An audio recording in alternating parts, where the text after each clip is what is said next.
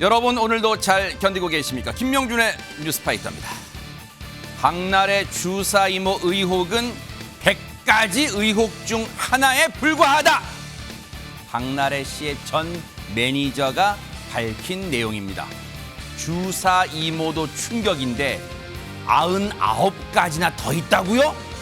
너무 궁금해서 뉴스파이터에서 박나래 씨의 전 매니저를 직접 취재했습니다. 어떤 내용일까요? 궁금하면 본방사수. 12월 12일 금요일 김명준의 뉴스파이터 60초 후에 달려보겠습니다.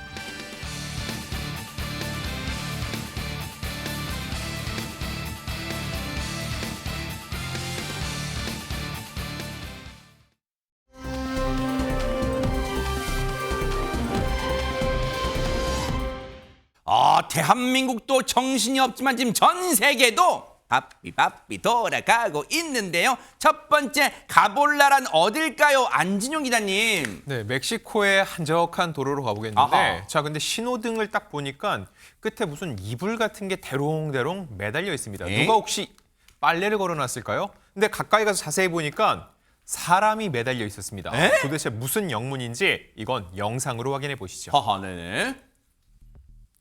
자, 하늘에서 빠르게 내려오는 낙하산입니다. 그대로 완벽한 착륙이 아니라 신호등에 걸려버렸습니다. 아이고. 이 장면을 본 사람들이 이제 구출을 위해 황급히 달려오는데 네. 신호등에 걸린 낙하산을 빼보려고 여러 가지 노력을 합니다. 흔들어도 보고 잡아 끌어내려도 보고 아이고. 한참을 실랑이를 벌이다 겨우 풀어냈는데요. 아하. 다행히도 이 사고로 다친 사람은 없었는데 아무리 봐도 여기가 원래 원하던 착륙 지점은 아니었던 것 그러니까요. 같죠? 대체 왜 이런 일이 벌어졌을까요? 아니 근데 저 낙하산 타던 사람은요 하마터면 큰일 날 뻔했어요. 다른 무슨 넓은 평야도 아니고 도로 한복판에 차가 지나갔으면 어쩔 뻔했어요. 그렇죠. 이 스카이다이버가 항공기에서 이제 뛰어내렸던 것인데 예기치 못한 지점에 착지를 하게 되고 만 것입니다. 거기에서 이제 오류가 생겼던 거죠. 네. 다행히 주변 사람들이 빨리 달려와서 그 엉킨 부분을 풀어내는 것을 도움도 주시고 해서 크게 다치지는 않았는데 아하. 다만 시민 판사 앞에 서는 것을 피할 수는 없다고 합니다. 그래서 시설 피해가 없다는 것을 확인하고 난 뒤에서야 네. 비로소 풀려날 수 있었다고 하네요. 정말 멕시코에도 시민 영웅들이 계셨고 그분들 덕분에 저분이 또 목숨을 또 구할 수 있었던 거 아닌가 그런 생각해봐요.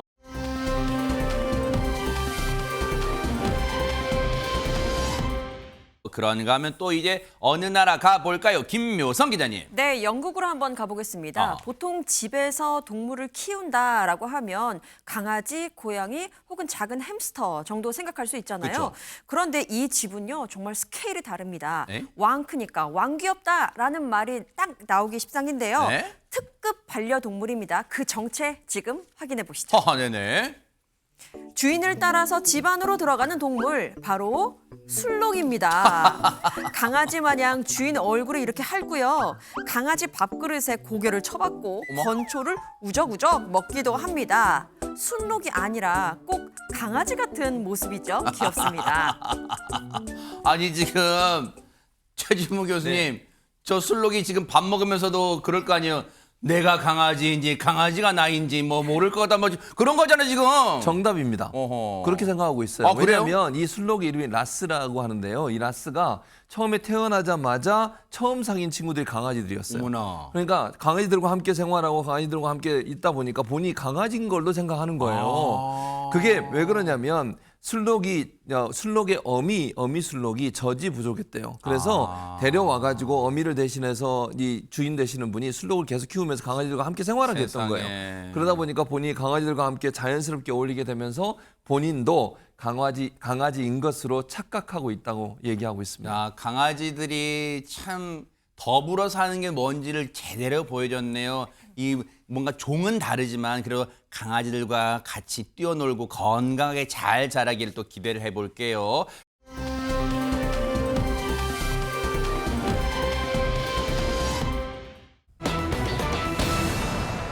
에? 아 제목을 보니까 혹시 안진용 기자님 뭐 연인들이 우리 옛날 바다 보고 좋았잖아 뭐 옛날 추억을 회상하고 뭐 그런 내용이에요?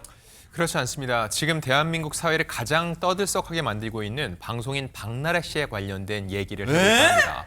이미 전 매니저들이 이 불법 의료 시술이나 혹은 갑질 논란에 대해서 주장을 펼치면서 계속된 공방이 이어지고 있는데 이 와중에 현재 가장 큰 핵심은 이거였습니다.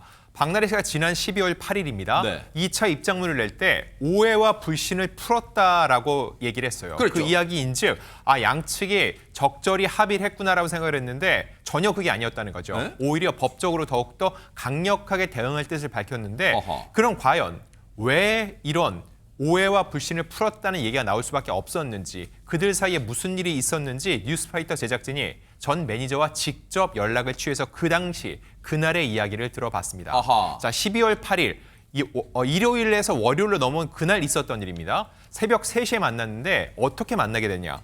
새벽 1시 반경에 박나래 씨에게 먼저 연락이 걸려온 겁니다.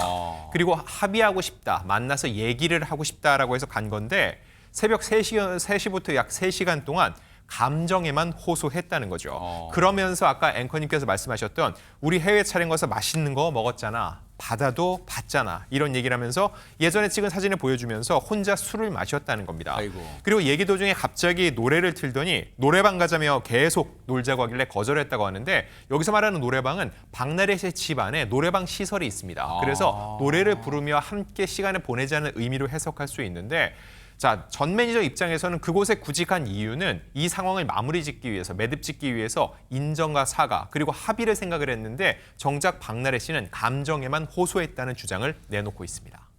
아니 근데 이거 김묘성 기자님 듣고도 이게 진짜야? 믿기지가 않는 게 지금 전 매니저 분들은 물론 아직은 양측의 주장이 다르니까 사실관계 수사를 통해서 이제 밝혀야 될 부분 남아있긴 하지만 지금 전 매니저 분들은 지금 속이 아닐 텐데 이걸 지금 뭔가 얘기하러 갔는데 우리 애들 좋았잖아. 술 한잔 하면서 야 노래도 좀 하자. 이건 박나래 씨가 미성년자라고 철딱서니도 없는 이게 무슨 행동이에요 이게 지금. 그러니까 말입니다. 사과를 하려고 했다면 혹은 합의를 하려고 했다면 정확한 내용이 있어야 되고 또 태도가 남는 법인데 둘 다 결여된 모습을 지금 보여준 거 그 꼴이죠. 어허. 그런데 이 박나래 씨가 직접적으로 사과를 하지 않았는데 전 매니저가 봤을 때 한번 박나래 씨의 입장이 되어서 한번 곰곰이 생각을 해봤다고 합니다. 어허. 그때 미안한 마음을 표현한 건가 싶은 그런 짚히는 부분이 있긴 있었다고 해요. 어떤 부분이냐면요. 네. 박나래 씨가 이렇게 이야기를 했답니다. 우리 어쩌다 이렇게 됐을까? 다시 예전으로 돌아가고 싶다라고 말을 했는데 네. 아무래도 이거를 사과라고 착각하는 거 아닌가 그렇게 지금 추측을 하고 있다는 거죠. 네. 그리고 이 매니저들 같은 경우에는 한 달 내내 정말 스트레스를 받으면서 잠도 못 잤는데 3시간 동안 박나래 씨의 어떤 푸념, 사과 대신 감정 호소 이런 것만 들으면서 급격하게 컨디션이 악화가 됐고 중간엔 심지어 뛰쳐가서 구토를 할 정도로 그렇게 고통을 겪었다고 합니다. 그래서 박나래 씨의 지인이 함께 있었는데 그분이 직접 와서 옆에서 부축을 했을 정도로 고통이 그렇게 눈에 보이는 수준이었는데 세상에. 그 와중에 박나래 씨는 누구나 구토할 수 있어. 나도 구토는 해. 라는 식의 발언을 하면서 또 화를 돋았다는 주장도 하고 있고요. 그리고 결국 이런 식의 대화가 오고 가다 보니까 결국 대화가 아니고 소통이 아니잖아요. 그러다 보니 결론을 내리지 못하고 오전 6시경이 되어서 겨우 귀가를 할 수 있었는데 오전이 돼서야 귀가를 하니 아침에 조금 잠을 자고 점심쯤 되어서 깨어보니까 네. 이 매니저의 전화 문자가 엄청나게 뭔가 많이 와 있었다는 거예요. 매니저한테. 예. 그런데 그 내용이 다 그렇다는 겁니다. 박나래 씨랑 합의했어? 라고 물어보는 질문들이 가득했다고 합니다. 그래서 뭔가 느낌이 안 좋은 거죠. 막 찾아보고 확인을 해봤더니 박나래 씨가 공개한 입장문이 눈에 딱 들어온 거예요. 네. 근데 앞서 말씀해 주셨듯이 그 내용은 이렇습니다. 박나래 씨의 주장은 이랬어요. 당사자들과 얘기할 기회가 주어지지 않아서 오해가 쌓였었는데 전 매니저들과 만나서 오해와 불신이 풀렸다라는 입장을 발표한 겁니다. 여러분 혹시 뉴스파이터를 계속 본방사수하신 분들은 기억하실 거예요. 뉴스파이터에서 제가 뭐라고 말씀드렸냐면 박나래 씨 관련 의혹을 다룰 때 박나래 씨 측의 공식 입장문이 나왔을 때 전 매니저들과 직접 만나서 대화로 오해를 풀었다. 그런 입장문이 나왔을 때 그렇다면 여기에 대해서 전 매니저들은 왜 입장이 없을까요? 전 매니저들도 이에 대해서 맞다 틀리다 입장이 나와야 되는 거 아닐까요? 라고 했는데 김현지 평론가님 이런 일이 있었네 진짜. 그렇습니다. 그리고 그것보다 더 결정적으로 정말 착각과 오해가 쌓일 만한 대화 내용이 있었습니다. 아하. 그 내용은요. 새벽에 이렇게 이 사람들이 대화를 하던 도중에 아마 그 화제가 반려견 얘기로 갔었던 모양입니다. 네. 왜냐하면 최근에 박나래 씨가 할아버지 할머니가 키우시던 그 개를 데리고 와서 반려견 복돌이, 이름이 복돌이입니다. 네. 복돌이를 키우고 있었는데 네. 해당 일에 저 대화가 이루어지던 시점에는 아마 그 복돌이가 없었던 모양이에요. 네. 그러니까 박나래 씨가 이야기하기를 아우 복돌이를 되게 예뻐했는데 만약에 있었으면은 볼 수 있었을 텐데 오늘 못 봤으니 내일 오게 되면 볼 수 있을 것이다라는 얘기를 했던 거죠. 네. 그런데 또 이 전 매니저 입장에서는 네. 복돌이를 보러 내일 오라고 이것을 마치 합의하자는 뜻으로 그러니까 합의서를 쓰러 내일 다시 오라는 뜻을 애둘러서 저렇게 표현한 것인가 이렇게 해석을 했던 거죠. 네. 그러다 보니까 박나래 씨는 그러면 전 매니저가 그럼 내일 다시 오겠다 이렇게 화답을 하니까 아 그럼 됐구나 이제 말이 서로 대화가 오고 갔으니 이건 화해가 이루어진 것이구나라고 받아들였던 모양입니다. 아니, 최진문 교수님. 네. 뉴스파이트가 늘 지적하지만 사과나 화해할 때 반성은요. 정확히 내가 무엇을 잘못했고 그걸 언급해야 되는데 이렇게 뭐 선문답하는 것처럼 이렇게 주고받아서 여기 어디에 사과, 화해, 반성이 있어요 지금. 그러니까요. 기본적으로 전 매니저 입장에서는 미안하다는 한마디를 하지도 않았고 사과한 내용이라고 느끼지 못한 거예요. 그런데 박나래 씨는 그냥 일방적으로 본인이 그렇게 생각해서 화해가 됐다라고 지금 발표를 한 거잖아요. 네. 전 매니저의 입장을 다시 전해드리면 박나래 씨가 미안해라고 안 하더라도 그냥 스치는 말로라도 내 성격 잘 알잖아. 난 연예인이라 방송을 해야 되는데 너무 무서워서 이렇게 거짓말했어. 그렇게 정도로만 얘기했어도 아, 이 사람이 사과를 하는구나라고 느꼈을 거라고 본인이 얘기를 하고 있어요. 그리고 그때 그렇게 만약 얘기하면 그래 언니 성격 좀 고쳐. 이게 뭐 하는 거야? 이렇게 능청스럽게 장난치듯이 얘기하면서 넘어갈 수 있는 문제인데 그런 일이 없었다는 거죠. 그러니까 전 매니저 입장에서는 그냥 불러가지고 새벽에 뭐 술 먹으면서 얘기했던 거 뭐 추억 얘기하면서 이런 얘기가 사과로 들리지 않았다는 것이고요. 네. 심지어 박나래 씨는요. 처음에 매니저들이 퇴사한다고 했을 때도 영문을 몰라 했다고 합니다. 그래서 매니저들이 퇴사한다고 얘기하자 박나래 씨가요. 매니저에게 직접 전화를 걸어서 이렇게 얘기했대요. 이게 무슨 일이에요? 연락 좀 받아봐요. 이런 반응을 보였다는 겁니다. 세상에. 그러니까 매니저 입장에서는 뭘 자기가 잘못했는지도 전혀 모르고 있는 상태였고 네. 그다음에는 직전에 촬영했던 방송 제작진들에게까지 전화를 걸어서 이런 질문을 했다고 합니다. 네. 퇴사 선언했더니 박나래가 직전에 촬영했던 제작진 전화해서 뭐라고 물어봤냐. 네. 나랑은 아무 문제 없는데 현장에서 문제 있었던 거 아니냐. 네. 뭐 아는 거 없냐라고 제작진들한테 물어봤다는 거예요. 아. 그러니까 이제 이 전 매니저 입장에서는 그러니까 박나래 씨가 본인의 행동 중에 문제가 될 부분이 없다고 생각했거나 네. 그 말은 상대방이 상처를 받을 거라고 생각을 전혀 못했다는 거고 아니면 다른 사람에게 책임을 전가하려고 전화한 게 아닌가 이렇게 의심을 하고 있습니다. 네. 근데 어쨌든 장윤미 변호사님 새벽에 한 3시간 넘게 박나래 씨 집에서 얘기하고 나왔지만 아무것도 소득도 없이 그리고 정말로 몸만 기력만 쇠하고 나온 전 매니저분들은 나중에 이제 늦은 잠을 몇 시간쯤 자고 깨어보니 막 수많은 데서 화해한 거 맞아? 하고 나서 입장문을 봤을 거 아니에요. 박나래 씨의 공식 입장문. 그럼 그걸 보고 어떤 반응을 보였을까요? 그래서 그 이후에 본인들도 이제 대리인 선임해서 변호사 조력을 받고 있으니까 아하. 변호사를 통해서 합의문을 보냈다는 거예요. 어. 근데 그 합의문에는 왜냐하면 그 한간에는 혹시 돈 때문에 그런 거 아니야? 뭐 이런 오해도 있고 억측도 있어서 돈 얘기는 빼고 그러면 우리가 좀 합의를 원만하게 보고 그 이후에는 서로 언론이나 다른 곳에 서로에 대한 험담, 나쁜 말은 하지 말고 좀 이 부분을 종결짓자. 네. 이 정도 내용을 쓰고 또 이제 매니저들은 본인들이 좀 억울한 측면이 있으니까 박나래 씨가 그동안 했던 부분에 대해서는 좀 사과해 주길 원한다. 이런 식의 이제 내용을 담아서 합의문을 변호사를 통해서 보냈다는 거고요. 네. 그러니까 박나래 씨가 직접 본인이 이 매니저들한테 연락을 했다라는 건데 네. 아니 이렇게 딱딱한 약한 합의서 이런 걸 보내서 나 이게 너무 무섭더라. 우리 그래도 한때는 같이 울고 웃던 사이 아니었냐라고 이야기를 꺼냈다는 거고요. 네. 또 박나래 씨가 본인이 뭐 방송에서도 언급하기도 했지만 뭐 공황장애, 대인기피증 내가 지금 겪고 있는 거 알지 않느냐라고 하길래 이 매니저들은 너무 이 감정적인 호소 이제는 정말 그만해라. 그리고 합의도 일단 종료 짓자. 없던 일로 하자라고 했더니 그러면 법적으로 이 분쟁을 가져가자라는 답신을 들었다는 겁니다. 그러면 얘기 들어보니까요. 감정의 호소에서 풀려고 박나래 씨는 감정 예전에 우리 추억 그래 좋았잖아라고 하다가 지금 전 매니저분들이 지금 그런 감정 호소 이제 하지 말고 뭐 이제 이 상황 정리하자 했더니 그래? 그럼 법적으로 하자. 그럼 이건 뭐예요? 태도가 안진용 기자님 지금까지는 뭔가 화해를 해보려고 했는데 지금 갑자기 법적으로 해. 그럼 이게 그동안 사과하려고 했던 마음, 화해하려고 했던 마음 이거는 뭔가 그냥 하는 행동 죄수였나? 좀 그런 의혹도 들잖아요.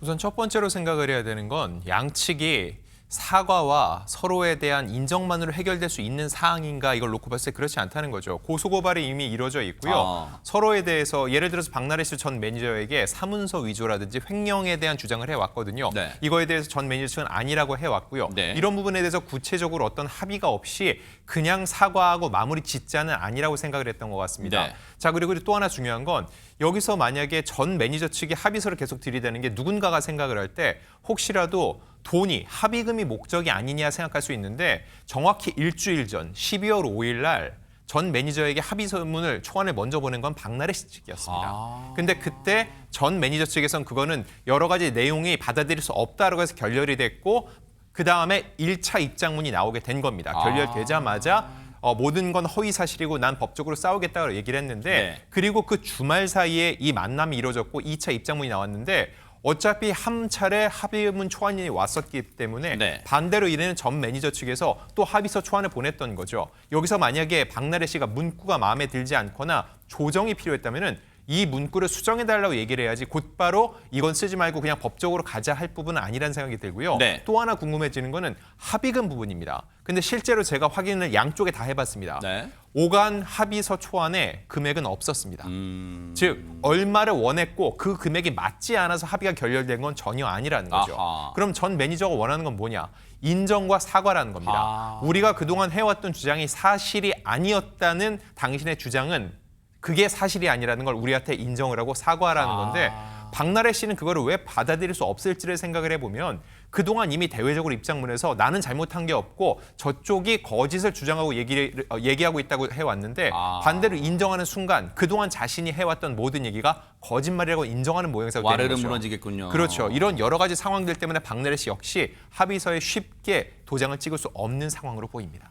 아하. 그런데 이런 생각도 들어요. 김묘성 기자님. 지금 박나래 씨와 전 매니저들 간의 어떤 진실 공방, 앞으로는 또 법적 공방으로 이어질 텐데, 근데 이 대목에서 꼭 밝혀야 될, 해명해야 될 게 하나 남았잖아요. 이른바 주사이모. 그렇습니다. 지금 여태까지 나온 이야기들을 보면 사실 감정적인 부분도 오해가 쌓이고 제대로 해결하지 못해서 법적 공방으로까지 이어지는 상황이잖아요. 근데 지금도 드릴 말씀은 아예 차원이 다른 이야기입니다. 네. 그간 알려진 주사 이모, 이것 외에도 링거 이모까지 등장을 하면서 불법적으로 의료 행위가 이루어진 것이 아니냐라는 의혹을 사고 있거든요. 뭐 지방 일정이 있었을 때 같은 경우에는 박나래 씨가 또 다른 주사 이모 말고 링거 이모를 불러서 불법 의료 행위를 받았다라는 폭로도 제기되고 있는 상황입니다. 그런데 이렇게 불법 의료 행위 논란이 전방위적으로 커지고 있는 데에는 네. 여러 사람의 이름이 실명으로 거론되고 있기 때문입니다. 네. 함께 방송에 출연을 했었던 그룹 샤이니의 키 오뉴 씨가 또 그 주사 이모라는 분에게 친필 사인 CD를 선물했다는 사실, 사진까지 그렇게 공개가 되면서 과연 이 사람들도 어디까지 연루된 거야? 라는 지금 의혹을 사고 있거든요. 네. 그런데 이것에 대해서 해명을 오뉴 씨는 했습니다.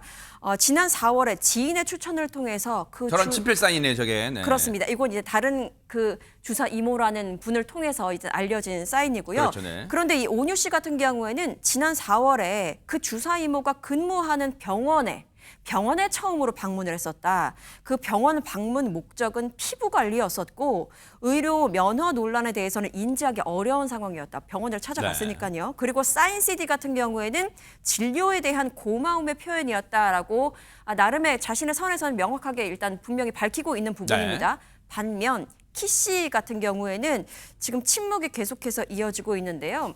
키 씨 본인뿐만 아니라 소속사에서도 이렇다 할 입장을 내놓지 않고 있는 상황인데 그런데 마침 또 오늘 예능 녹화에는 불참했다는 소식이 전해졌거든요. 불참한 이유가 무엇일까라고 보니까 해외 투어 일정으로 인해서 제작진과 조율 후에 불참하는 것이다라고 이야기를 합니다. 그렇다면 가장 대중들이 궁금해하는 중요 사안에 대해서는 아직도 묵묵부답을 이어오고 있는 상황이기 때문에 답답함이 이어지고 있고요. 왜 비교되는 이유는 이 불법 의료 행위와 관련해서 가수 겸 작곡가 정재영 씨도 거론이 된 적이 있었거든요. 뭐 링거 나도 예약하자 뭐 이런 식의 발언이 예능을 통해서 공개가 되면서 하지만 정재영 씨가 분명히 또 이야기를 했습니다. 나는 일면식도 없다라고 이야기를 했었고 전 매니저 또한 여기에 또 힘을 보탰는데 그 김장 촬영할 때 발언이 있었던 그 현장에 매니저인 자신도 있었는데 정재영 씨 같은 경우에는 정말 일반 병원에서 맞는 그러한 링거에 대해서 이야기한 것 같았다라고 또 힘을 보태기도 했습니다. 그런데 전 매니저 분들이요. 안진용 기자님. 뉴스파이터를 비롯해 언론들과의 인터뷰에서 이런 의미심장한 얘기를 했어요. 박나래 씨와 관련해서 이른바 주사 이모 의혹은 박나래 씨를 둘러싼 100가지 의혹 중에 빙산의 일각이다 이런 표현이 있어요. 그럼 나머지 뭐가 있어요 그러면? 사실 아직까지 어떤 게 공개된지는 모르는데 누군가가 계속 폭로를 하고 있다라고 느낄 수도 있는데 이거에 대해서 전 매니저 측의 얘기는 이겁니다. 박나래 측에서 반박을 하면은 그거를 재반박 차원하는 우리의 주장을 내는 것이지 계속적으로 의혹을 제기할 생각은 없다는 겁니다. 즉 더 많은 의혹들 100개 중에 하나일 뿐이라고 얘기할 정도로 난 많은 걸 알고 있다는 게 사실상 박나래 씨에게 더 이상 거짓을 얘기하지 말라고 경고성으로 읽힐 수도 있고요. 그럼 박나래 씨 쪽에서는 어떻게 대응을 하고 있냐. 제가 오늘 박나래 씨에게 추가적인 입장을 듣기 위해서 연락을 취해봤고 문자까지 보냈는데 답변이 오지 않았습니다. 이 사안이 벌어지고 나서 당초 박나래 씨 쪽의 입장을 전하던 분이 며칠 전에 바뀌었거든요. 바뀐 분조차도 지금 답을 하지 않고 있다는 거죠. 그래서 원래 일을 맡았던 분에게 물어보니까 어떤 얘기를 해도 또 다른 논란이 나오기 때문에 지금은 수사를 통해서 밝히는 게 가장 중요하다고 생각하는 것 같다라고 얘기를 했는데 이것도 틀린 말은 아닙니다. 근데 아주 간단한 건 아닌 건 아니라고 하면 되는데 그조차도 얘기가 나오지 않는다는 게 굉장히 중요하다는 거죠. 자, 그리고 여기서 만약에 박나래 씨가 또 다른 주장을 내놨는데 그게 거짓일 경우에는 우리가 갖고 있는 녹취록까지 공개할 의사가 있다고 하고 있기 때문에 과연 박나래 씨 측에서 어떠한 입장을 낼지 세 번째 입장문이 나오게 될지 귀추가 주목되고 있습니다. 이건 어쩔 수 없어요. 이미 이제 올라탔어요. 호랑이 등에 탄 상황이에요. 법적으로 해결하자고 했기 때문에 앞으로 이 법적 다툼, 고소를 통해서 명명백백하게 시시비비를 밝혀내는 길밖에 없을 것 같습니다. 차분하게 뉴스파이터도 따라붙어 보도록 하겠습니다.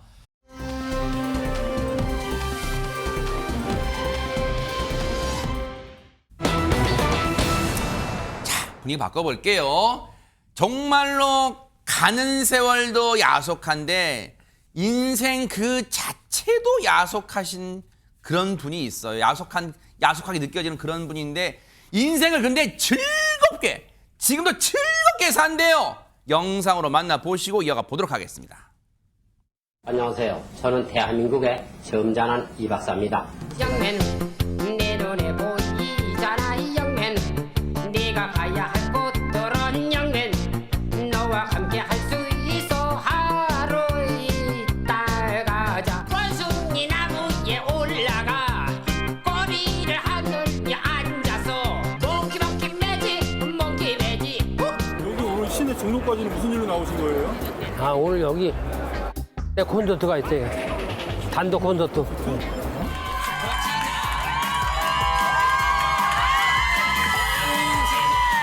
김 박사도 아니고 박 박사도 아니고 장 박사도 아니고 손 박사도 아니고 이 박사! 여러분들 박수!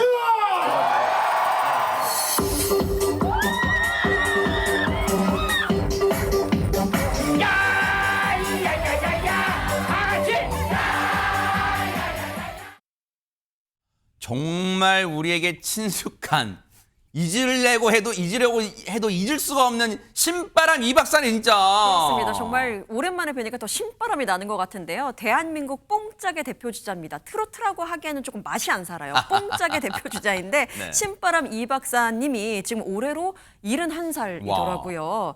노래가 부르고 싶어서 관광버스 가이드를 시작했고 거기에 버스에서 노래를 시작해서 트로트 메들리 카세트 테이프를 발매해서 정말 신드롬급의 인기를 얻은 바 있습니다. 세상에. 그런데 그게 그냥 한때의 전성기가 아니라요. 앞서 보셨던 그 영상에서처럼 현재도 현역으로서 단독 콘서트까지 열면서 어머나. 열심히 활동 중인데 네. 앞에서 열광하던 사람들의 모습을 보니까 거의 다 MZ세대였거든요.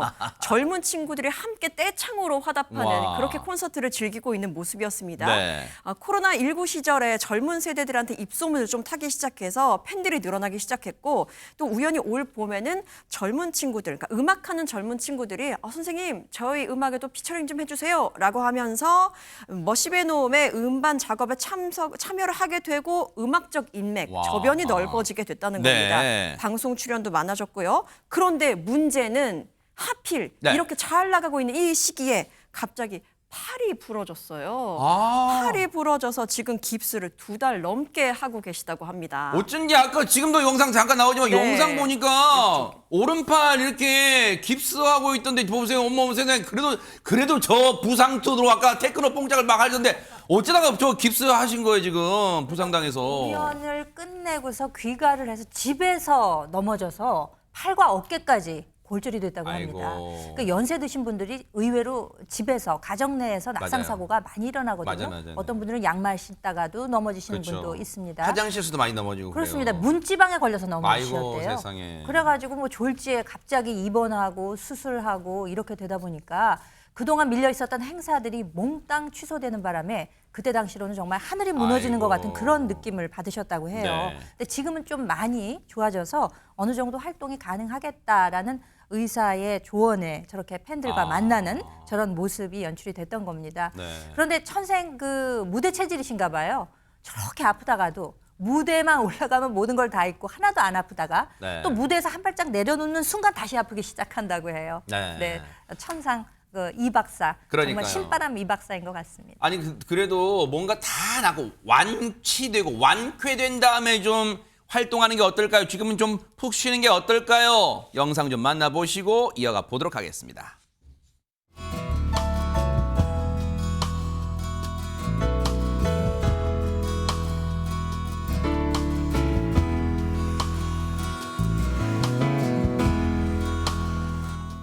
팔이 다쳐가지고 어휴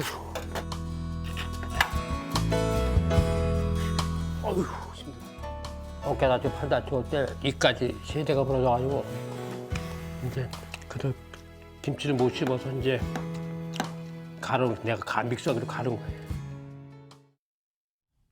큰 부상이었네요. 이까지 부러졌대요. 3개나. 아니 그러면 옆에서 장윤민 변호사님 네. 좀 도와주시는 분 안 계실까요? 이 박사 선생님한테 따님이 한 분 계시나 봐요. 그래서 이 딸이 혼자 그것도 팔 한쪽을 못 쓰니까 얼마나 불편하겠어요. 그러니까 아빠 우리랑 같이 살자. 그래서 불편하면 팔 다 나을 때까지만 우리 집에 와서 좀 편히 있어. 계속 제안을 한다는 거예요. 따님이신가 보네요. 네, 그런데 계속 거듭거듭 단칼에 거절을 하고 있다는 세상에. 건데요.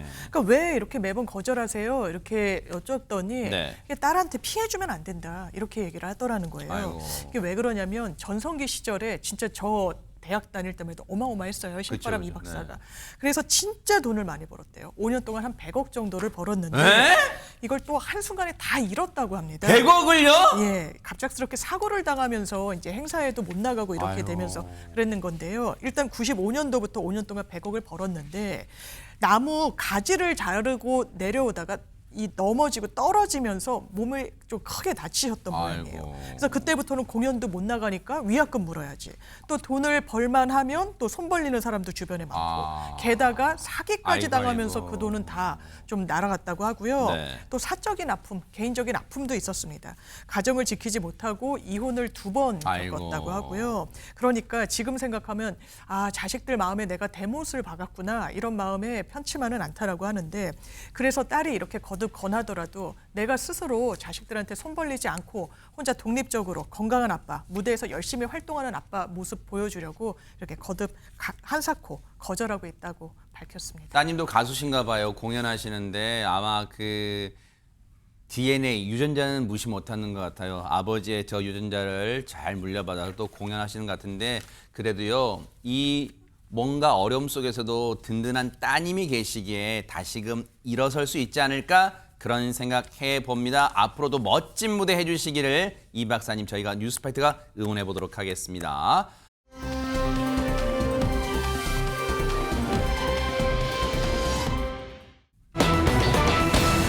자, 분위기 바꿔볼게요. 어머나, 술 취해서 남편에게 용돈 주다 대박 사건 완전 부럽다 진짜 안지용 기자님. 당연히 기뻐야 되는데 이 남편은 달랐습니다. 기분이 뭔가 쎄했다는 거죠. 에? 왜 그러냐면 아내는 가정주부거든요. 돈을 따로 버는 사람이 아닙니다. 어머. 자, 이 사연을 올린 사람은 결혼 10년 차 외벌이 남편입니다. 나만 돈을 버는데 돈을 안 버는 아내가 나한테 용돈을 줬다. 어머나? 무언가 석연치 않죠. 그러네요. 자, 어느 날이었습니다. 네. 아내가 술에 취해 귀가하더니 평소에 안 하던 행동을 합니다. 뜬금없이 남편에게 용돈을 자 하고 치워준 거죠. 네. 자, 남편은 심상치 않은 느낌이 들었습니다. 이게 뭐지 싶어서 아내가 잠든 사이 슬쩍 지갑을 열어봤는데 어허. 지갑 속에서 낯선 통장이 하나 들어있었습니다. 어머나? 근데 통장에 찍힌 금액은 무려 1,200만 원도 1억 2천도 아닌 12억 원이었습니다. 아니 대박. 아니 입이 안 담을 하시는데 최진봉 교수님. 네. 가정주부 전업주부가 무슨 돈이 혹시 보이스피싱 그거 뭐 통장 이용당한 거예요 12억? 그렇지는 않고요. 아내에게 오랜 취미가 있었는데 그 취미가 뭐냐면 주기적으로 복권을 구매하는 아 거예요. 그것도 취미예요? 취미예요. 그래서 네. 주기적으로 남편이 이제 생활비 주면 그중에 조그만 돈을 떼서 복권을 계속 사왔던 거죠. 예, 예. 그런데 네. 이 꾸준히 샀던 복권이 대박을 터뜨리는 겁니다. 어머나? 아내가 그렇게 기다리던 당첨의 기회가 아내에게 찾아온 거예요. 어머. 그래서 12억이 들어온 거예요. 복권이 세상에. 당첨돼가지고. 어머. 그러니까 이게 얼마나 놀랐겠어요. 이분도 너무 좋아하는 말을 안 했겠는데 네. 더 충격적인 건 뭐냐면 이 12억이 입금된 날을 통장에서 확인해 봤더니 네. 3년 전이었다는 겁니다. 어허. 그러니까 이 아내가 3년 전에 복권이 당첨돼 12억을 받았는데 네. 그걸 그동안 남편에겐 감쪽같이 얘기를 안 하고 있었던 겁니다. 그 남편이 아내를 깨워서 뭐야?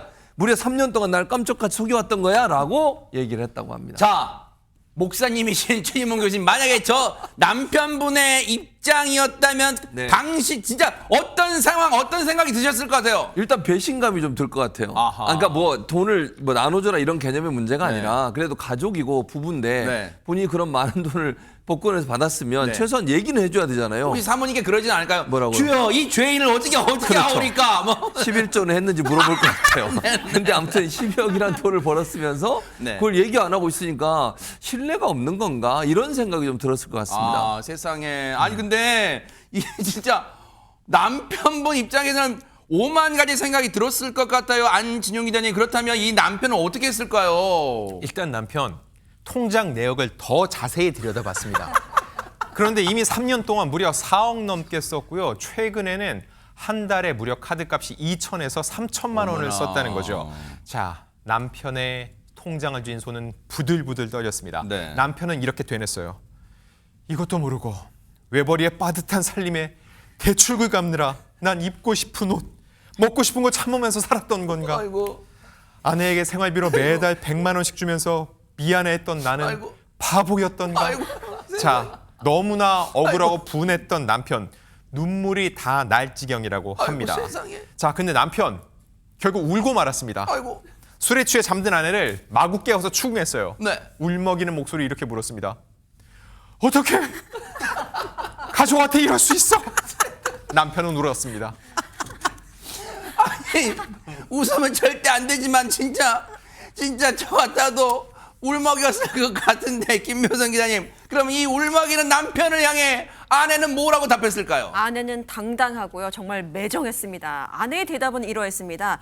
내 복권, 내가 당첨된 건데 말이지. 네가 무슨 상관이야. 어머나, 어머나. 내 돈이니까 신경 꺼! 라고 대답을 했네요. 어머나 세상에. 아니 가정주부가 와 일단 저렇게 매몰차게 말하는 것도 일단 너무 이 가슴에 충격이었을 텐데 남편 입장에서는. 근데 궁금한 게 김효선 기자님, 네. 가정주부이잖아요. 막 밖에서 뭐 외부 활동하는 것도 아니고 뭐 한다고 카드를 한 달에 2, 3천을 긁어요? 그러게나 말입니다. 사실 2, 3천만 원이라고 한다면 소규모 창업도 가능한 수준이고 투자도 할 수 있는 돈이거든요. 그러네요. 그런데 만약에 생산적으로 이 돈을 썼다면 여기까지 오지 않았겠죠. 아하. 만약 저라면 어디에 썼을까? 정말 잘 쓸 수 있으니까 일단 누구라도 줬으면 좋겠다라는 생각을 해보게 됩니다. 아니 그러니까요. 지금 이 남편분은 배신감에 지금 그리고 그렇게 매몰차게 말하는 아내에 대한 어떤 오만정 떨어졌는데 이 남편분의 최종 고민은 뭐예요, 안지중 기자님? 일단 이 남편 눈물은 거둔 것 같습니다. 어허. 감정과 이성이 교차하는 최종 질문을 던졌는데 네. 우선 이 사람과는 단 하루도 살 수 없을 것 같아 어머나. 이혼을 결심했습니다라고 세상에. 밝혔고요. 현재 재산이라고는 제 명의로 된 아파트 한 채뿐이고 네. 그나마도 제가 대출을 갖고 있는 상황입니다. 아하. 자, 이런 상황에서 이혼하게 되면 아내가 숨겨뒀던 남은 복권 당첨금도 재산 분할을 받을 수 있을지 묻고 있습니다. 아니 근데 일단은 요것부터 먼저 짚고 넘어가야 될 것 같아요. 장윤미 변호사님. 복권 당첨된 걸 진짜 웃으면 안 되는데 죄송해요 남편분 죄송합니다. 복권 당첨된 걸 3년 동안 속이고 살아온 이 자체가 혹시 이혼 사유가 됩니까? 그러니까 재산을 좀 다행이어도 숨긴다라고 해서 바로 이혼 사유가 되는 건 아니에요. 뭐 비상금 숨긴다고 이혼하고 이러진 않잖아요. 그런데 이거는 제 개인적으로는 부부간 신뢰가 완전히 깨질 정도의 어떤 속임이 있었다라고 보여집니다. 왜냐하면 상당히 거액을 받았고 이 10억이 넘는 돈을 3년 동안이나 속이면서 남편으로부터 생활비도 계속 타고 일절 함구했을 때 상대 배우자가 이 혼인 계속 어쨌든 부부는 신뢰를 기반으로 이 영위를 해나가는 건데 과연 평생을 같이 살 수 있을까 상당히 고민이 될 거고 이 정도면 이 민법에서 규정한 뭐 유기니 뭐 악의적인 뭐 이런 부분에는 해당하지 않더라도 기타 혼인을 유지할 수 없는 중대한 사유에 있다라고 법원이 판단할 가능성이 열려 있는 것 같습니다. 그래요. 남편분이 이혼 결심이지 할 만한 이 상황 여건은 갖춰진 거예요. 근데 아까 고민 중에 장윤 변호사님 이제라도 내가 정신 차리고 아내의 복권 당첨금 이미 4억은 썼으니 남은 8억 정도 중에서 그거 내가 재산 분할 받을 수 있을까요? 궁금해하셨습니다. 그러니까 아내가 남편한테 딱 일갈하잖아요. 이거 내 돈이야. 너가 뭔데 신경 꺼. 이게 법적으로는 맞죠. 이걸 특유재산이라고 합니다. 기본적으로 뭐 상속을 받는다거나 하는 거는 부부가 공동으로 노력해서 일군 재산 개념이 아니잖아요. 그냥 본인의 어떤 그 상황에 맞춰서 이런 건 특유재산인데 특유재산이라고 하더라도 이 아내 같은 경우에는 남편이 대출금을 꼬박꼬박 갚는 그 아파트에 같이 거주했어요.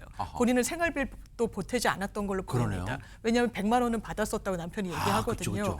그렇게 종합하면 본인이 받은 이 복권 금액이 최소한 유지되거나 증가하는 데 있어서 남편의 기여가 있었다고 인정받을 가능성이 있습니다. 아하. 그렇기 때문에 완전히 절반까지는 아니더라도 이런 부분과 관련해서 남편분이 만약에 이혼 소송을 하신다면 이 해당 재산에 대해서도 분할을 좀 청구하실 수 있어 보입니다. 세상에. 혹시 김현주 평론가님 혹시 백천영님도 요즘 씀씀이가 좀 이상하게 커지고 그러진 않으셨어요? 안 그럽니다. 안 그래요? 네, 네. 그럴 일이 없습니다. 네네. 그래도 통장을 한번 볼까요? 한번 보세요. 네네. 근데 이 남편분께서 정말 그 신뢰 문제 때문에 내가 이 사람이랑 어떻게 부부라고 할 수가 있을까 이런 생각을 하실 것 같아요. 우리가 왜 예전에는 그 주례사에 흔하게 나오는 말 중에 비가 오나 눈이 오나 아프거나 건강할 맞아, 때나 맞아. 누구나 같이 하는 것이 동지로서 그렇지. 나가는 것이 맞아요. 부부라고 할 수 있을 텐데 그러면 거기에 그런 문구가 없잖아요. 맞아요. 복권에 당첨되거나 안 되거나 이런 문구가 없지 맞아, 않습니까? 진짜 맞아. 이건 정말 신뢰의 문제이기 맞아요, 때문에 진짜. 얼마나 좀 일종의 배신감이랄까 이런 걸 느꼈을 때 충분히 이해가 갑니다. 남편분 잘못이 아니라고 위로를 드리고 싶습니다. 그러니까요. 이혼까지 결심하는 지경에 이르렀는데요. 그리고 마지막 진짜 최후 단계로 아내분과 흉금을 털어놓고 차 한잔하면서 대화로 한번 일단은 풀어보시고 안 된다면 그래도 요지부동이라면 어쩔 수 없지 않나 그런 생각도 해봅니다. 그 배신감 어떻게 우리가 달래드릴 수 있겠어요.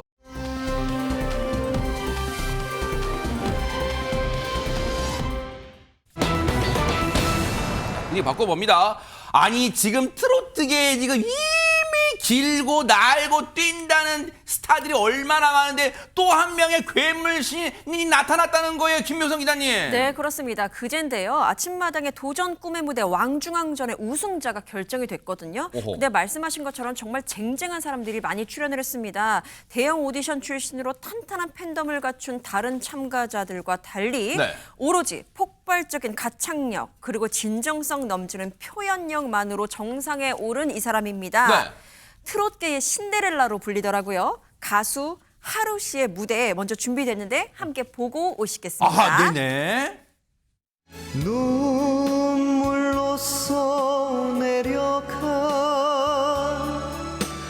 얼룩진 일기장에 다시 못 올 그대 모습 기다리는 사연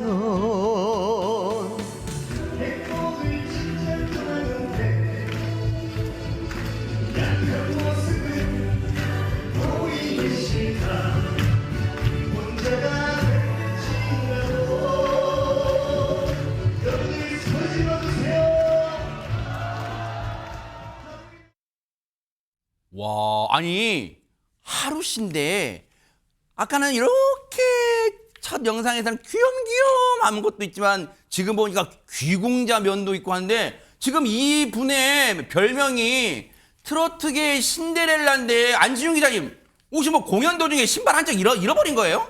신데렐라의 혹시 주제가 기억하시나요? 뭘까요? 신데렐라는 어려서 부모님을 잃고요. 아하. 이렇게 시작되잖아요. 이 하루 씨 역시 어린 시절 어머니께서 홀로 키운 외동 아들이었습니다. 아하. 그리고 고등학교 시절 어머님마저 병환으로 눈을 감으면서 정말 혈혈단신 살아갈 수밖에 없는 상황이 됐던 거죠.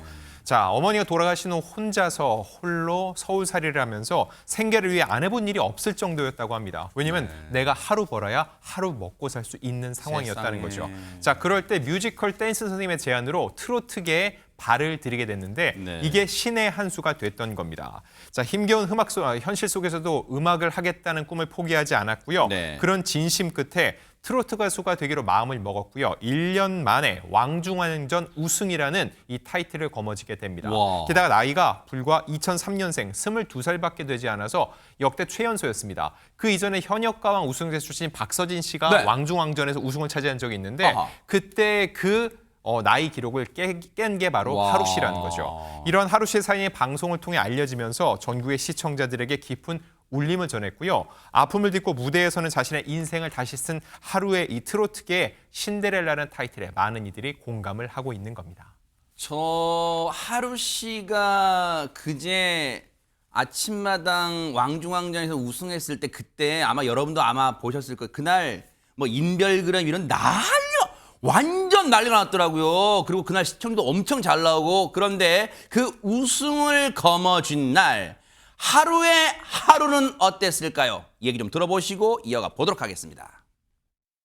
제가 신인 트로트 가수로서 최연소로 4대왕에 뽑히게 되어서 너무 이루 말할 수 없이 기쁘고 아직도 실감이 안 납니다. 아들을 혼자 남겨두고 가신 어머니의 마음이 걱정이 많으셨을 것 같은데 아들이 이제 가수로서 한 단계 발을 잘 들어서고 어머니가 도와주신 덕분에 잘 앞으로 나가고 있습니다. 어머니가 기뻐하시는 모습이 제 눈에 선하게 그려집니다.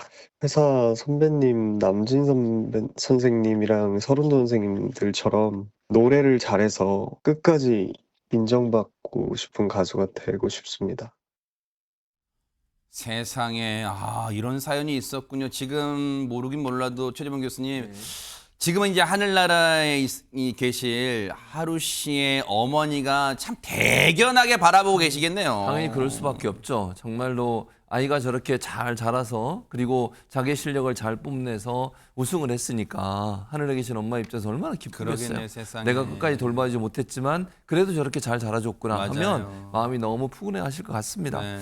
하루의 우승 소식이 전해지면서 엄마뿐만 아니라 하늘에 계신 업계에서도 실력과 스토리를 갖춘 괴물 신이라는 평가가 나오고 있는 상황이고요. 네. 방송 출연이나 행사 섭외 문의가 쇄도하고 있고 내년에 편성되는 트로트나 음악 관련 프로그램에서 가장 가장 먼저 부르고 싶은 출연자로 꼽히고 있다는 와. 전언이 있습니다. 네. 이번 우승으로 하루가 작곡가 홍진영으로부터 신곡을 받았는데 어머나! 무슨 내용이냐면 잘 지내나요? 라는 신곡을 받아서 취업을 할 것으로 보여지고요. 네. 아픔을 딛고 무대 위에서 자신의 인생을 다시 쓴 트로트계의 신데렐라 하루 씨. 앞으로도 하루하루 발전된 모습을 볼 수 있을 것 같습니다. 와, 요 멘트 괜찮은데요. 괜찮은데요? 네. 하루하루 그러니까요. 좋습니다. 최진봉 교수님의 그 응원처럼 앞으로 멋진 무대 뉴스파이터도 열심히 응원해 보도록 하겠습니다. 축하드립니다.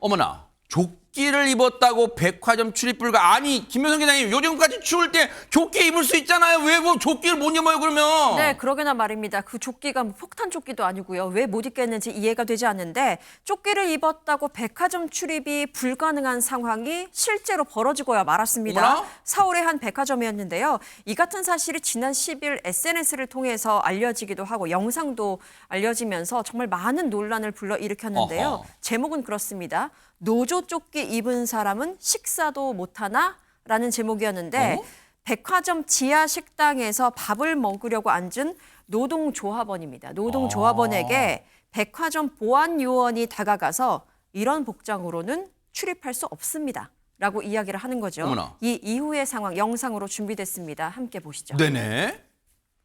그러니까 조끼 입었다는 이유로 이런 취급을 받아야 되겠어요?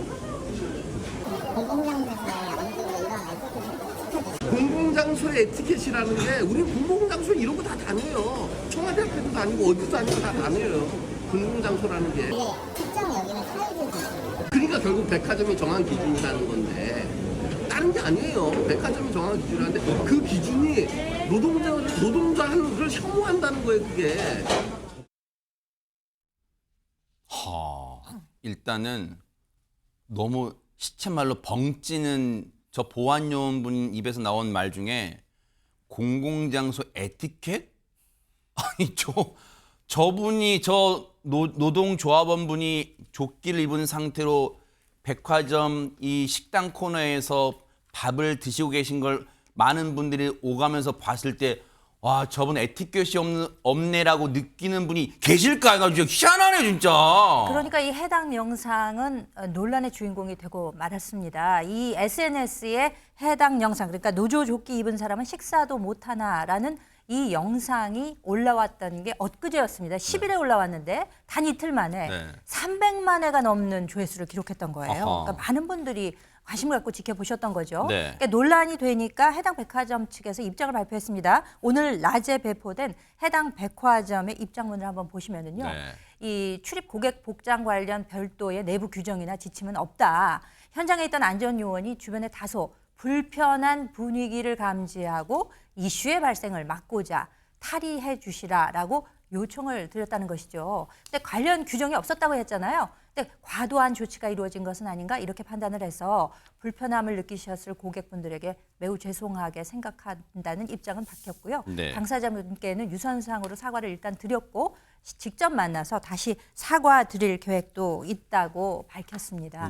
그리고 앞으로도 이와 비슷한 유사 사례 방지를 위해서 출입 규정 매뉴얼을 재정립해서 전 점포에 안내하겠다. 일단 이렇게 밝혔습니다. 저 백화점 측은요. 굳이 어디라고 말씀은 안 드릴게요. 근데 다 국민 중에 모르는 분이 안 계신 그런 백화점인데 최진봉 교수님. 근데 비겁하다는 생각이 드네요. 그 백화점 입장 다시 한번 보여주세요. 여러분들 생각해 보세요. 백화점 입장 보면 이 복장 관련 내부 규정이 없다면서요. 없다는데도 지금 보세요. 저 보안요원분이 그러면 규정이 없는데 자책 판단으로 한 것 같다고? 최진봉 교수님, 이걸 믿으라고요? 이른바 저기 떠넘기기, 저 보안요원분 혼자의 판단이라고 떠넘기기 하는 거 아니야? 맞지?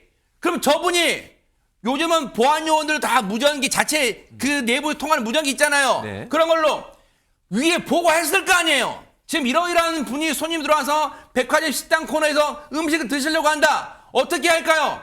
위에서 뭐라고 해? 좋지 않으니까 뭐가 응대했을 거 아니에요? 충분히 합리적 의심 드는 거 아니에요? 그렇게 의심이 들죠. 왜냐하면 이게 보안요원이라는 분이 자체적으로 판단해서 저런 행동을 했을 가능성은 낮아요. 물론 사실관계는 알 수는 없습니다. 지금 뭐 수사를 해봐야 아는 건데요, 결국은. 근데 상식적인 선에서 생각해 보면요, 기본적으로 저런 행동을 할 때는 위로부터 지시가 내려오거나 아니면 본인이 물어보거나 그랬을 가능성이 있어요. 왜냐하면 또는 그냥 제 이건 상상의 영역인데요. 예컨대 누군가 위에서 보고 그걸 지시했을 가능성도 있고요. 아니면 모니터를 하는 경우도 있잖아요. 네, CCTV 같은 그렇죠, 걸로. CCTV. 그리고 나서 어느 지역에 근무하는 보안요원에게 이렇게 행동하라고 지시했을 가능성은 충분히 저는 있다고 봅니다. 네. 물론 그건 사실관계는 우리는 몰라요, 그렇죠. 지금은. 네. 다만 그런 추측이 가능하다는 거예요. 왜냐하면 보안요원 입장에서는 특별히 규정도 없고 누구로부터 지시를 안 받는데 그런 행동을 할 가능성이 낮아요. 괜히 본인이 특별한 일이 없고 보안상에 뭐 그 무슨 위해를 가하는 행동이 있을 때는 제지를 할 수 있지만 옷 입은 거 가지고 제지를 하기는 상당히 어렵다고 네. 저는 봅니다. 그럴 이유도 없고요. 네. 그런데 저런 행동을 했다고 하면 네. 저렇게 또 그리고 대화하는 내용을 보면 충분히 지금 앉아서 그 식사를 하시려고 하는 분이 설명을 하고 있잖아요. 그런데도 계속 안 된다고 얘기하고 사유지라고 얘기하는 것은 본인의 개인적 판단이 아니라 위로부터 지시를 받을 가능성이 높아지는 내용이에요. 네. 그냥 한두 번 좀 복장을 벗어주셨는데 아닙니다. 이거 우리가 여기서 밥 먹는 게 뭐가 문제인가 하면 그냥 떠날 텐데 그러지 않고 지속적으로 저런 얘기를 한 거 보면 뭔가 지시를 받지 않을까 하는 의심이 듭니다. 물론 네. 아까도 말씀드린 이건 우리는 알지 못하는 네. 일이지만 일반적으로 혼자서 결정해서 할 수 있는 상황은 아닌 것이 상식적선이기 때문에 이 부분에 대한 회사 내의 조사도 반드시 필요하다고 생각합니다. 그리고요, 저 영상에서 주목되는 거는요, 저 노조 조합원 그 노조 조끼를 입으신 선생님의 대응인데요. 막 화내거나 격앙되지 않고 차분차분하게 논리적으로 설명하셨어요. 입장을, 생각을. 그런데 아까 백화점 측이 그랬잖아요. 유선상으로 먼저 했고 당사자를 직접 찾아뵙겠다는데 진짜로 그랬을까요? 저희 제작진이 저 선생님과 이 통화를 해봤어요. 같이 한번 들어보시고 이어가 보도록 하겠습니다. 뭐 좀 곧 만날 것 같습니다. 근데 사실은 뭐 이런 방식도 좀 약간 의아하긴 합니다. 저희는 뭐 익숙치가 않아서 사실은 뭐 백화점이 뭔가 잘못한 게 있으면 그냥 백화점 공식 입장으로 이러이러한 부분이 좀 부적절했고 그래서 불편했던 분들한테 사과하고 앞으로는 잘 챙겨보겠다, 재발되지 않도록 하겠다 이렇게 입장을 내면 되는 거라고 생각하는데요. 마치 뭐 무슨 고객이 크레임을 걸어서 사과하러 오는 것처럼 이런 방식으로 사과하는 것도 저희는 잘 익숙치가 않아서 일단 만나볼 생각이긴 합니다. 예. 네, 선생님 잘하셨어요. 일단은 만나는 보세요. 뭐 만나러 오겠다니까요. 그런데 장유미 변호사님, 예전에 이제 뉴스파이터나 이런 데서도 이제 소개드린 기억나는데 미국 같으면 이런 상황 겪으면 막 소송도 불사하잖아요. 어떻게 됩니까 이거? 이게 대단히 유사한 사례가 한국에서도 있었고요. 아하. 인권위에서 지침을 내렸던 적이 있어요. 노조 조끼를 입었다는 이유로 법원에서 출입이 제지당했던 적이 있습니다. 그때 이걸 인권위 진정 사안으로 가져갔고요. 인권위원회에서는 과도하다라고 얘기했습니다. 네. 기본적으로 헌법이 노동 3권을 보장하고 있습니다. 그리고 표현의 자유가 있기 때문에 본인이 어떤 지지하는 문구 같은 걸 착용한 옷을 입는 거는 헌법상 보호를 받는 부분이에요. 그래서 그 당시에도 단순히 사과 표명하는 것뿐만 아니라 이건 과잉 제지 플러스 직무 교육을 다시 실시하라고 지침을 내렸었습니다. 아하. 이게 강의로 보면은 어느 정도의 고의 과실에 의한 불법 행위로 의율될 수 있기 때문에 뭐 다액은 아니더라도 또 위자료 청구도 가능해 보입니다. 네. 이 영상 아까 300만 넘는 조회수를 기록했다면 대부분의 누리꾼들도 많이 보셨을 것 같은데 안진용 기자님 어떤 반응들 보이고 계실까요? 대다수 네티즌들은 이 백화점 측의 대응에 대해서 굉장히 부적절하다는 입장들을 보이고 있습니다. 네. 노조 조끼가 어떻게 혐오 복장이라는 것이냐, 저 백화점 대체 어디냐라고 묻기도 했고요. 이거는 대놓고 사람을 차별하는 게 아닌가라고 분노를 표출하기도 했습니다.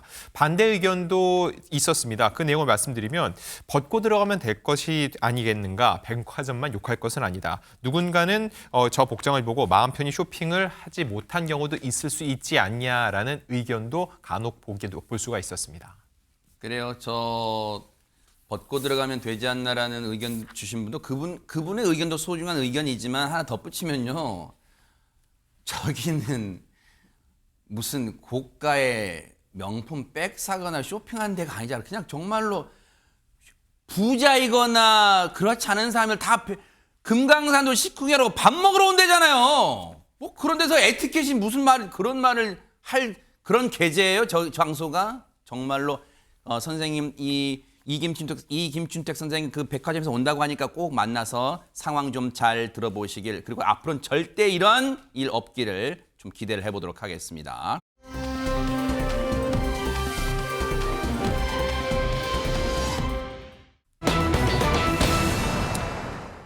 아니 혹시 이거 잘못 쓴 거 아니에요? 이렇게 물어봐야 되는 거 아니에요? 전복 먹고 잡았어? 그런 거 아니에요? 그런데 맞게 보신 겁니다. 전복 베고 잡았어가 맞는데요. 네? 정확히 말해선 전복 그 생물이 아니라 쿠션입니다. 전남 완도군이 고향사랑 기부를 한 분들에게 답례품을 주고 있는데요. 어허. 일단 고향사랑 기부 제도라는 게 있습니다. 네. 응원하고 싶은 고장이나 인연이 깊은 지역을 선택해서 기부를 하게 되면요. 네. 기부자는 세금 감면 혜택을 받고요. 네. 또 해당 지역에서부터 지역 특산물 등을 답례품으로 받게 되는 제도입니다. 그러니까 완도하면 많은 분들이 떠올리시는 게 활전복 아니면 반건조 생선 세트, 그렇죠. 김도 있는데요. 네. 이런 특산품들 모두 제친 화제의 답례품이 바로 완도 전복이 아니라 완도 전복 쿠션입니다. 네? 키링으로도 있는 그 세트로 이 한 세트가 구성되어 있는데 이렇게 보시면요. 진짜 이거 진짜 아니야? 라고 생각될 정도로 실제 전복과 구분이 어려울 정도의 이 모습을 갖고 있고요. 어머. 또 얼마나 그러냐면 이 홈페이지에 이 해당 제품에 대한 설명이 있는데요. 네. 처음 보면 살짝 놀라고 자세히 보면 정들고 안아보면 반하게 된다. 이렇게 적혀 있습니다. 아니 진짜 저는 처음에 저거 보고 대형 전복이 나타났다 이렇게 외칠 뻔했는데 저 진짜 전복 아니에요 진짜 바다 냄새 나는 지금 저거? 그러니까 보기만 하면 그대로 보이잖아요, 그렇게. 근데 실제로는 전복이 아니라 쿠션이 맞고요. 진짜예요? 그래서 저걸 받은 이제 완도 지역에 그 기부하고 전복 쿠션 세트를 받은 후기글 사진들도 많이 올라오고 있는데 소개를 대박 해드리면 사건이다 이거. 이런 글이 있습니다. 생각보다 더 리얼하고 어이없다 이런 글도 있고요. 따개비도 붙어 있고 몸통 부분에 얼룩무늬와 폐각근, 외투막, 차설 돌기 등도 보이고 네. 먹지만 못할 뿐 실제 전복과 다름이 없다는 글도 있고요. 네. 실제 전복인 줄 알고 치슬로 닦을 뻔했다 이런 글도 올라오고 이분이 있습니다. 연출하셨네요 그 장면을. 예, 맞습니다. 네. 아 근데 이 사진, 이 전복 쿠션을 본 누리꾼들 반응도 너무너무 궁금해져요, 안지훈 기자님. 일단 보면 대부분 긍정적입니다. 보통 답례품 하면 인사치레로 생각하는 경우가 많이 있는데 이건 정말 재치 있고 신경을 쓴 게 많이 티가 난다고 얘기를 하고 있고요. 너무 리얼하긴 하지만 쓰다 보면 웃기고 재밌을 것 같다는 반응도 있었습니다. 네. 또 다른 누군가는 슬쩍 보고 진짜 전복 준 거 아니야? 라는 반응도 보였고요. 이거 살짝 깨물어 보셨을까요? 그분은 이렇게 깨물어 쓸 수도 있어요, 진짜. 충분히 그럴 수 네, 있죠. 네. 또 다른 누군가는 더 리얼합니다. 비린내 날 것처럼 생겼다라는 반응도 보였습니다. 그만큼 네. 정말 잘 만들었다는 얘기죠. 네. 아 근데 최진봉 교수님 네. 이런 게 진짜 아이디어. 물론 이제 지자체가 뭐 홍보 영상 만드는 것도 중요하지만 정말 이런 게 훌륭한 아이디어 같아요. 그렇죠. 네. 왜냐하면 사람들에게는 일반적으로 오는 뭐 선물 이런 거보다도 네. 특이한 걸 좋아합니다. 그렇죠. 그리고 전복의 특징을 잘 살려서 보내주면 받는 사람 입장에서는 완도 전복에 대한 이미지가 더 강해질 수 있고요. 그리고 더 기부하고 싶잖아요. 맞아요. 다음번에 또 어떤 신비한 게 올까? 그러니까요. 이런 기대감도 불러올 수 있다는 점에서 긍정적으로 평가할 수 있을 것 같습니다. 완도가 또 고향이신 분들은 저거 볼 때마다 내 고향 완도 이렇게 안고 잘 거 아니야? 대박 사건 너무 부럽습니다.